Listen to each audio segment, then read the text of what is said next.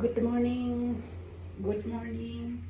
মই এতিয়া এই ডাম্বেলৰ যোগেদি এই চাইডৰ পেটি হোৱা এক্সাৰচাইজ কেইটামান মই দেখাব লৈছোঁ।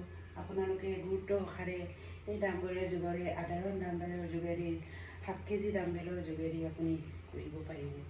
প্ৰথমতে হাবৰিটো এনেকৈ ল'ব, তাৰপিছত এনেকৈ ল'ব, এনেকৈ 1 2 তাৰপিছত এনেকৈ ভৰিটো নমাই পিনি পিছফালে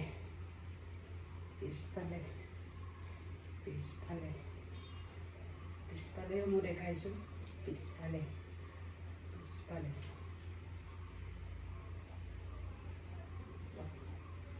তাৰপিছত এনেকৈ পিঠ হ'ব লাগিব, এইটো